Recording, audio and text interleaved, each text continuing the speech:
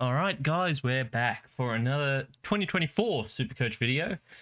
So the game opened to the public last week. Um, the big change of the year was 40 trades. Was really hoping the trades wouldn't go up. To go into that real quick on my opinion on it, them upping it to 40 trades is really like a magician showing his hand. It shows that Herald Sun is always just going to go more trades whenever something happens or goes wrong. Um, 40 trades wasn't necessary. It doesn't plug any of the actual holes in the game. Would have much preferred removing emergencies and just making a higher score off the bench, or even adding a utility sub player that's outside of that.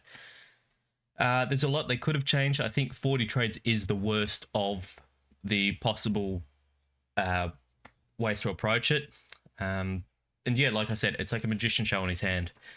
But yeah, so Supercoach opened 40 trades this year. Means you can be a bit more aggressive in trading. It's pretty much going to be fantasy this year, which is why I don't like it. I like there being a bit of a difference between the games. So to get into the team I've made, it has got a couple of changes since the last time I did it. Again, last time I did it was I had looked at the game for maybe a day before making the team. So now with a bit more looking at players, a couple of training notes. I actually have got some training notes I'll go through either in this video, or maybe I'll make another one right after and go through like what's happening in pre-seasons. But yeah, so we'll get started with the defense. Sicily, I think, has been a lock for me in every team. My philosophy in picking players, especially these ones you're paying a lot for, are they going to provide you someone that you can captain every week? Captain or vice captain. And Sicily's that. Every week, it feels like you can chuck a VC on him or a C, and he'll give you a good score. Average 114 last year, and that was with a couple of down games because of like injury and role change and stuff like that. Hawks just weren't a good team last year, even though like they did look impressive in a lot of games I watched. They just weren't a good team. They finished bottom half of the ladder. Yeah, they did put up good wins, like they beat Collingwood, but they're still not a. Yeah, you make a measurement. Right in the middle is average. They're still below average. Next, Tom Stewart. Again, it's kind of the same philosophy here. If I'm paying up over 600k, I want some that I can vice captain or captain every week. Really, it doesn't matter who you pick. You just have to make sure with premiums they're going to be top 6, top 8, or top 3 for ruckman. As long as you get that right, then you're pretty much set. Like, no one can predict injuries, even if there's a injury history. A guy like Nat Fife, who we'll be talking about later, you can predict an injury, doesn't mean it's going to happen. And just because an injury happens doesn't mean necessarily it's correlated to the other ones, especially if it's like a bone-related thing. But yeah, Sicily and Stewart, two guys that you can chuck a VC on every week, depending on matchups, of course. That's what I'm paying up for. I'm paying up for that like security in their score. Next, a guy that wasn't in my original team, but I have kind of came around on. It's Hayden Young. Like I said, we'll go into preseason reports and stuff either at the end of this or next video. Hayden Young is a midfielder now. Defensive tag, this is going to be the last year as a defender. By all accounts, Freo he's a midfielder now, which I think is his best role. You look at his size and frame and stuff like that, and just how he goes after the ball. He should have always been in the midfield. I think that was a bit of a mistake from Freo to not just have him in there from day one. But I do understand wanting a young guy to learn behind the ball, and then getting the skills you learn from behind the ball and seeing the field develop, then moving him in field. Same thing they did with Sheasel, which it's going to work out. Sheasel's a gun. I could see that if that was their reasoning. But their reasoning was they just thought he was a defender, which isn't true. Next, we have, I'd say maybe the most popular mid-pricer of this year, Zach Williams. There's no reason not to start him. 200k. If he gets injured, you go down to a rookie. If he pops off, you get at least 150 mark from him. 150 from here is 350k, 360k. He's definitely going to hit that. If he can't, what are we looking at for around about 350k? I'd imagine, yep, 60 score. He's going to average at minimum 60. Like worst case scenario, he will average high enough to get to this mark. I think he'll average somewhere around 80 to 90. I think if you look at age and the way Carlton's playing, I don't see him going like top 6, but I do think he's a great moneymaker and just someone that there's no risk in having him in your team, especially with 40 trades now.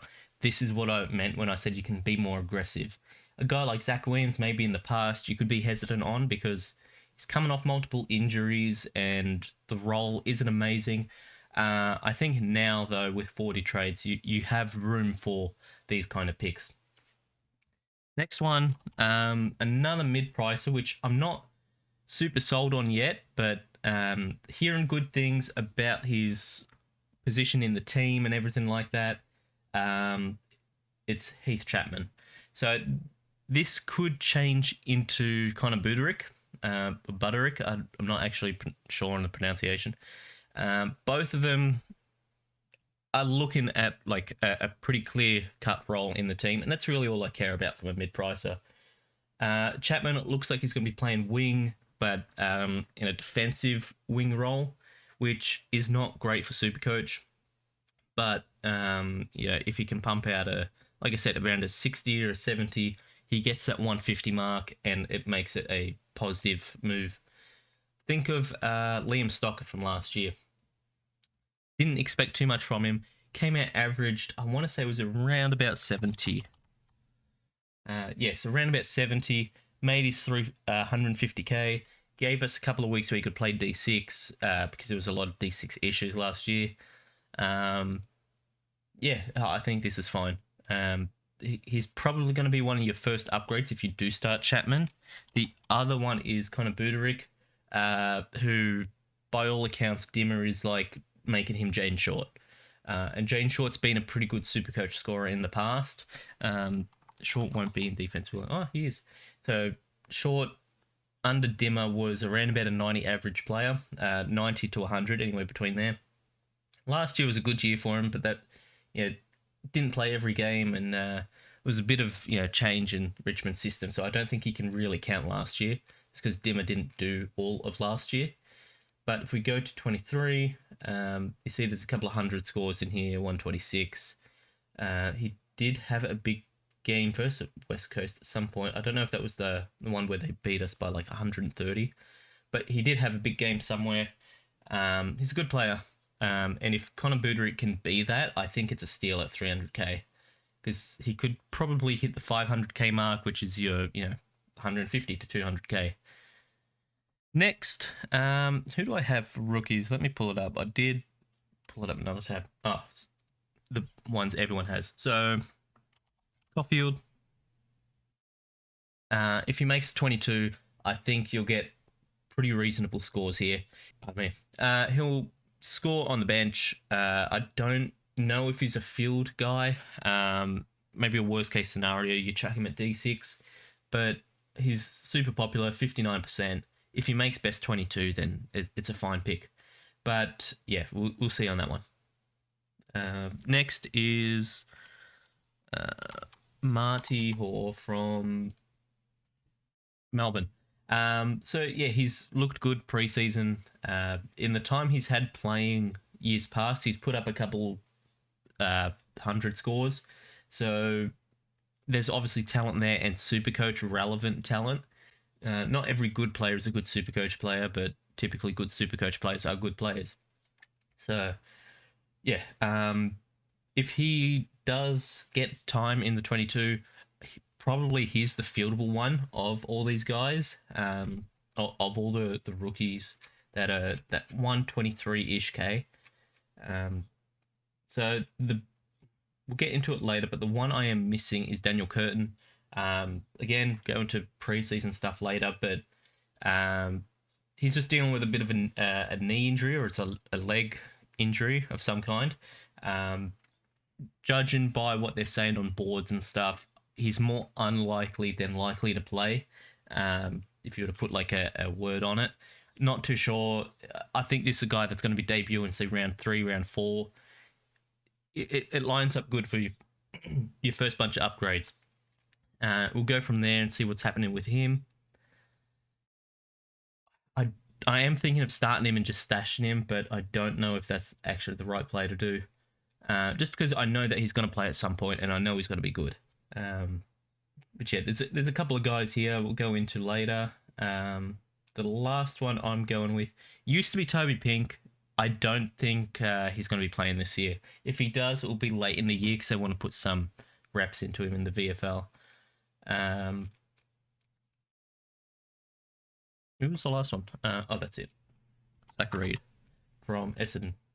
So the read I'm getting from Essendon, like footy boards and stuff like that, is they are very unsure on what their defense is going to look like. One of the big issues with them is they don't really have much contested marking skill outside of Ridley. Like Ridley's the best mark and kicker in the team. I guess they're just going to be rotating guys in there, seeing who can do what. They've been pretty high on Zach Reed, so I think he's going to get a shot round 1. And then it's just going to be up to him to keep that spot, which I prefer having rookies that have pressure on them because that means they'll perform better. It's not like his job's on the line because if he gets dropped, he'll come back in like 3 or 4 weeks. It's obviously a guy that they can see potential in. They're just trying to get him to develop quicker.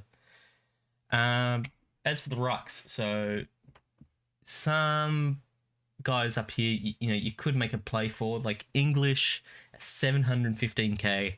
He'll give you a good score, but is he just worth that price? Marshall, I think, is going to be solo rucking this year. Unless, was it Jack Hayes? He was injured last year. He could maybe make a play at a ruck spot, but I don't see it. Briggs was good last year, very good. Probably one of the guys I missed last year, but yeah, he was great. 600k for him though. When you have Gawn at 580, I wouldn't take Briggs over Gawn. That's just fact of the matter. So Gawn and Grundy. This feels like it's 2020 again or 2019. Hopefully Grundy's body can hold up at least for a while for him to make some cash and. Like worst case scenario, make some cash and let me get to a other guy. Like I'm really interested in Matt Flynn, seeing what he can do for West Coast because of how contested West Coast tried to play. I mean they're 18th for a reason, but they do try to force contests and stuff like that. So there's a lot of opportunities there for Flynn.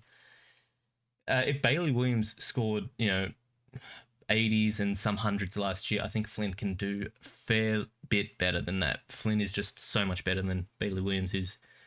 And then on the bench for the ruck, right now I'm just going with Sweet. So Soldo's injured in preseason. Sweet's impressing everyone. I think Sweet could get the round 1 gig, even if it's just as backup ruckman for Soldo. But yeah, Sweet's been impressing him. Not really a reason not to start him. I think this year it is very favoured towards having a ruck tree that's going to play. And Finbar Maley, I don't think he's playing this year. I just don't see it. He looks a bit too green from what people are saying. So, yeah, I think that's a next year pick. I don't think he's actually going to get a spot this year. Midfield. So, have gone up and down, but yeah. Sort by price, please. So, Bontempelli is kind of one of the contentious spots of this year. Do you start him? Do you not start him?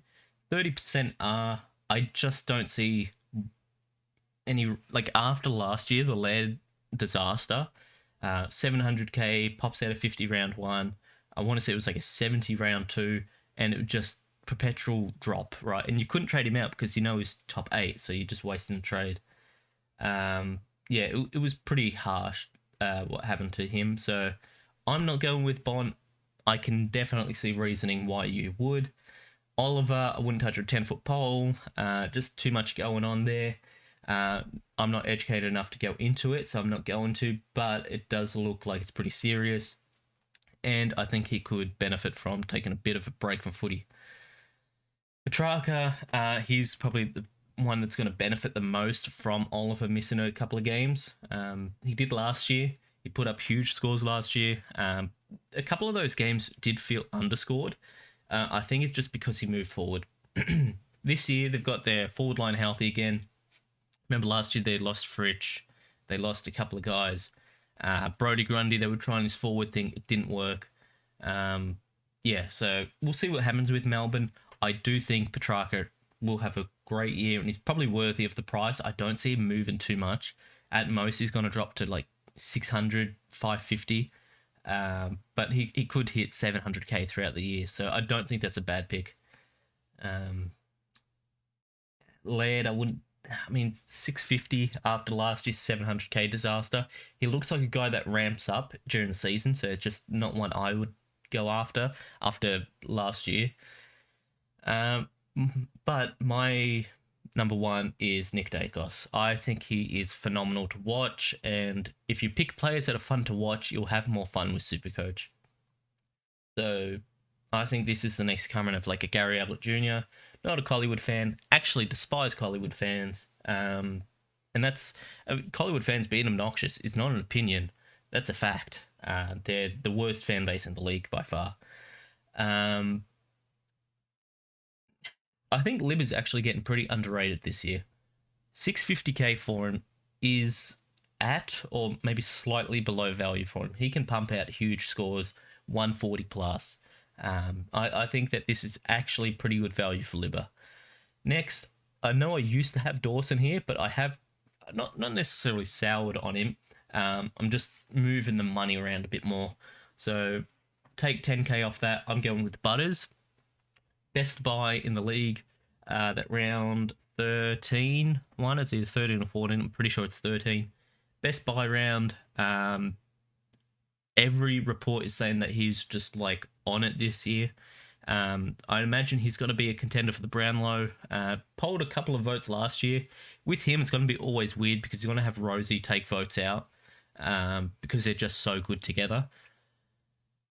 I think Zach Butt is probably the best young midfielder in the league outside of Dacos. Like I said, I think Dacos is going to be the next Gary Ablett. But yeah, I think Butters is probably the best young one in the league.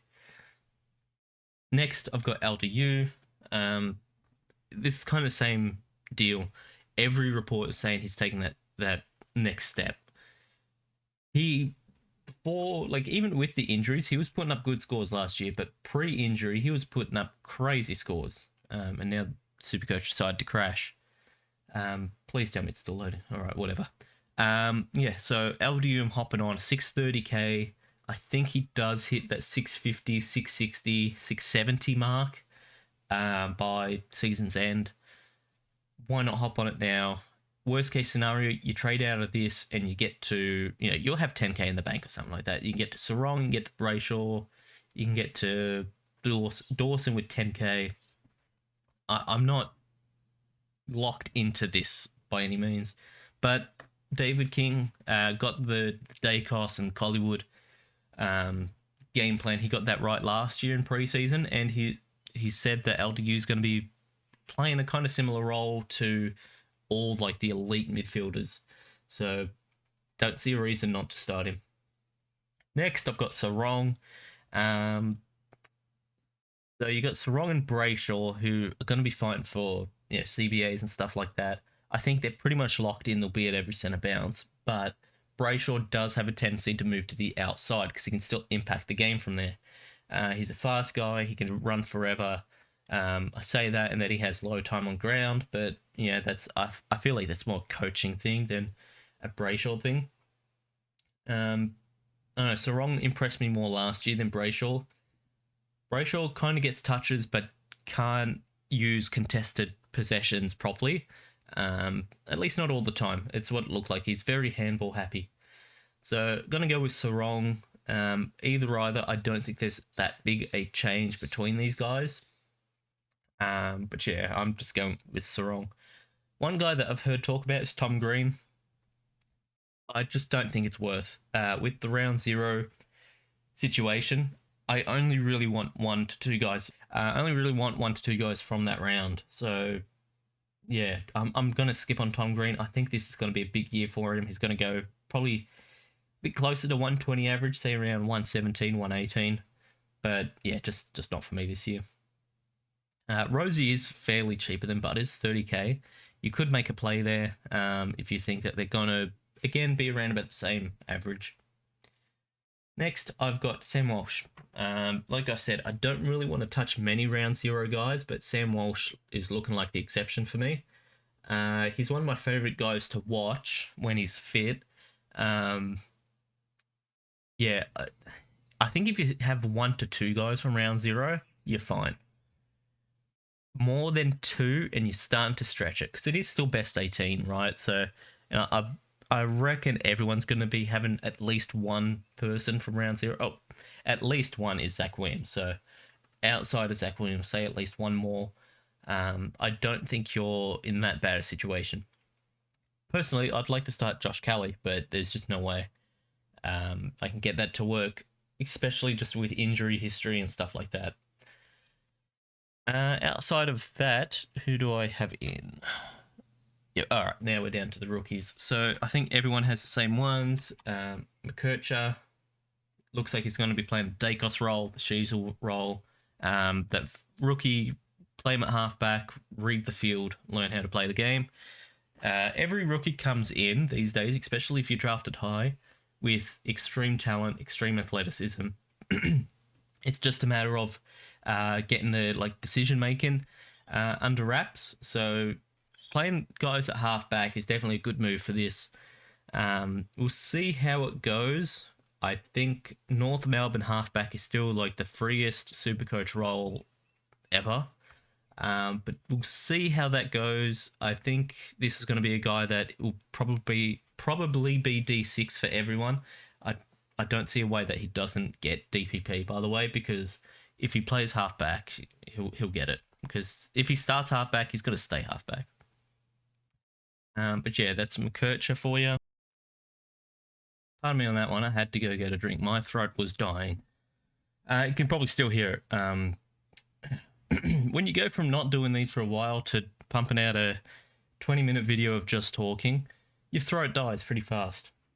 All right, next is Riley Sanders, who is another one everyone probably has. He spells it weird, doesn't he? It's like Riley. Yeah, something like that. Yeah, so I believe he's going to be getting a wing role for the Dogs. Basically, any role in the Dogs midfield is positive. At least for Supercoach, anyway. They just hoard so many of the points in that midfield. Even seen a couple of Dogs wings in the past, like Lockie Hunter, put up pretty good scores for Supercoach. If this is going to be your last mid spot, or oh man, out of breath because I had to sprint. Yeah, if he's your last mid spot / first mid spot on the bench, I think you're fine. Yeah, I don't see a reason not to pick this guy.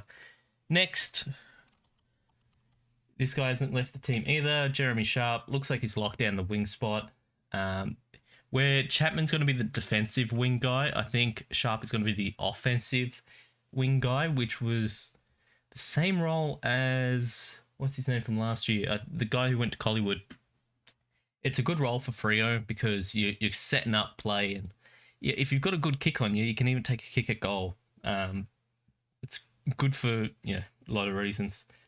He'll probably even get half forward time and stuff like that. So as for the bench, it's still weird. I've got Darcy Wilson, hearing good things from St Kilda camp about him. We'll see how it goes. The thing about preseason practice is you're only practicing against your own team. And the best, if you're Jack Steele, who's the best player at St Kilda, you're only practicing against players that are worse than you. So you can't really get much better, especially with rookies. I don't see Darcy Wilson lining up on Jack McRae or anything like that. Next, Josh Sin. Just hearing reports that he's playing half-back at Port. No kick-ins, though, so this is one that I'm probably going to be changing up later. I don't think he's going to get the round 1 gig, but he could come in later in the year. And then last one, Clay Hall, who's kind of looking like a gem for West Coast, like a later draft pick.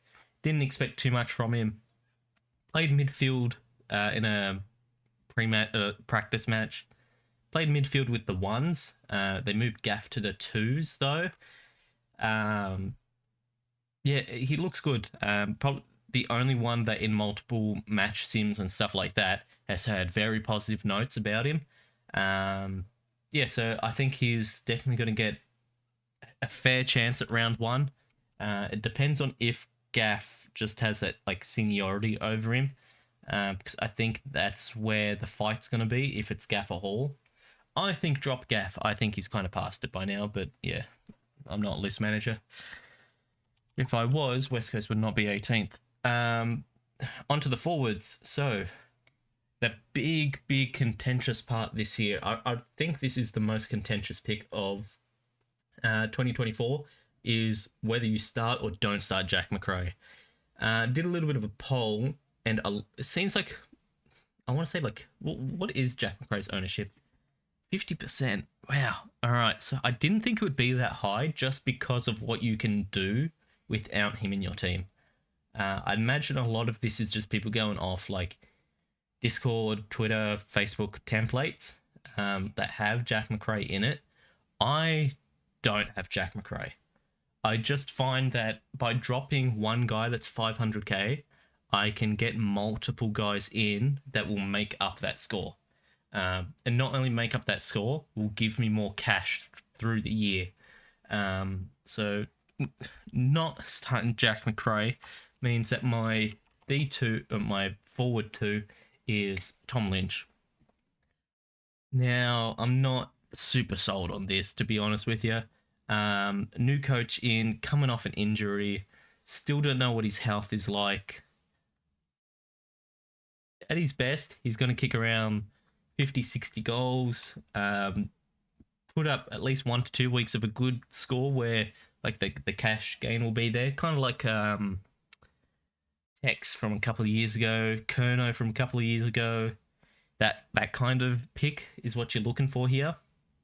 Yeah. We'll see how it goes. For now, he's in. There are a couple of guys that are at this price range that I'm looking at to see, can I just go with them and they're a safer pick? Next one.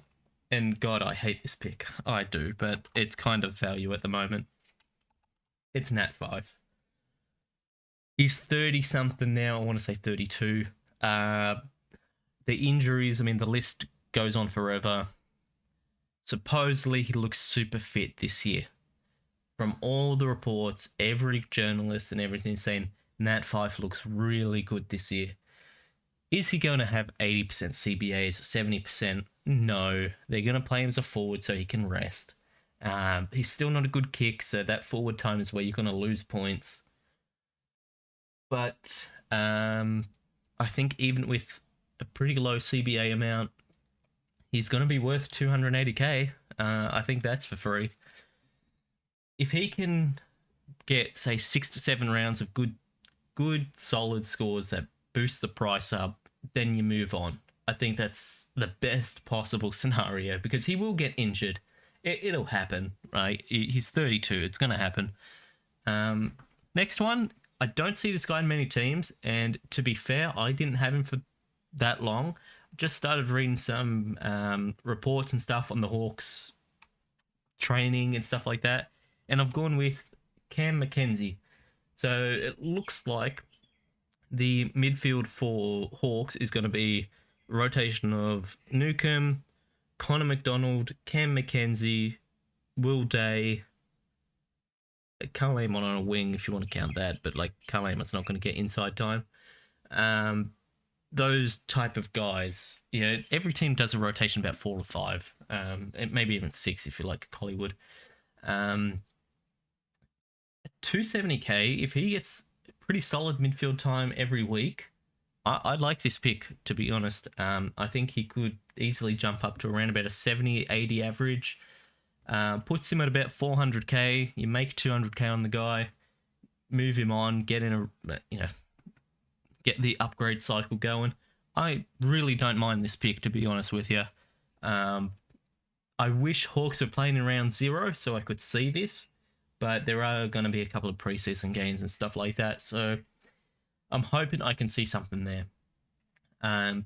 If the preseason game comes around and there's a guy like Will Day not playing, and that's what leads to Mackenzie getting mid-time, I think I'll take this pick out and I'll just go with someone else. Could even just drop down to a rookie.